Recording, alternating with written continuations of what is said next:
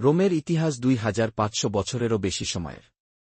এই সময়ের মধ্যে এটি একটি ছোট ল্যাটিন গ্রাম থেকে একটি বিশাল সাম্রাজ্যের কেন্দ্র হয়ে ওঠে, ক্যাথলিক ধর্ম প্রতিষ্ঠার মধ্য দিয়ে, এবং আজকের ইতালির রাজধানী হিসেবে প্রতিষ্ঠা লাভ করে।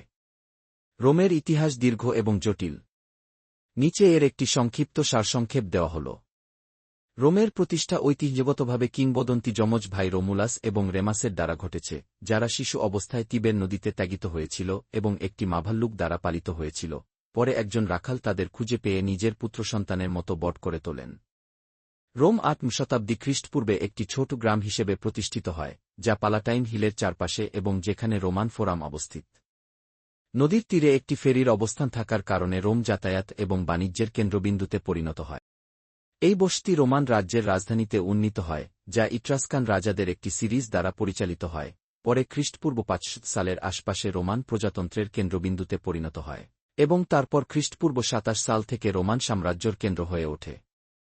প্রায় 1000 বছর ধরে রোম পশ্চিম বিশ্বের বৃহত্তম, ধনী এবং শক্তিশালী শহর ছিল, যা ইউরোপ এবং ভূমধ্যসাগরের বেশিরভাগ অংশে আধিপত্য করেছিল।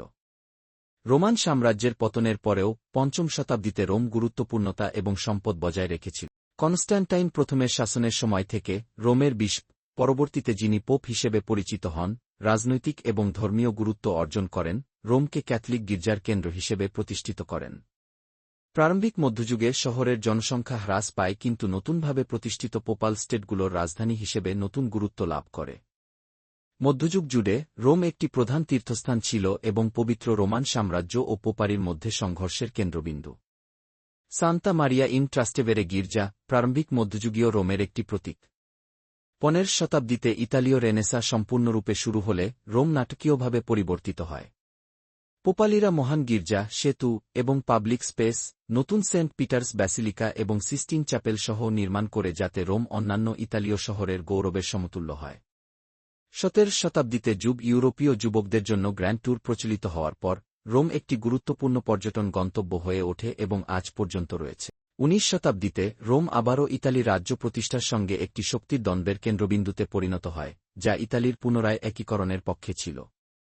পোপাল স্টেটগুলো ফরাসি সুরক্ষার অধীনে রোমের নিয়ন্ত্রণে ছিল, কিন্তু 1800 সালে ফ্রাঙ্কো-প্রুশিয়ান যুদ্ধের সময় ফরাসি সেনাবাহিনী রোম ত্যাগ করতে বাধ্য হয়, যা ইতালি রাজ্যকে দখল করার জন্য খোলামেলা করে।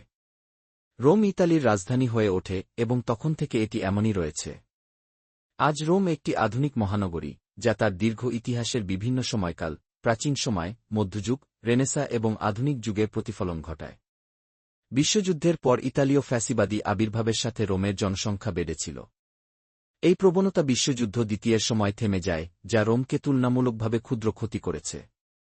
দ্বিতীয় বিশ্বযুদ্ধের পর রাজতন্ত্র ভেঙে পড়ে এবং ইতালীয় প্রজাতন্ত্র প্রতিষ্ঠার পর রোম আবার জনসংখ্যায় বৃদ্ধি পায় এবং একটি আধুনিক শহরে পরিণত হয়। আজ শহরটি ইতালির রাজধানী এবং বিশ্বের প্রধান পর্যটন গন্তব্যগুলির একটি।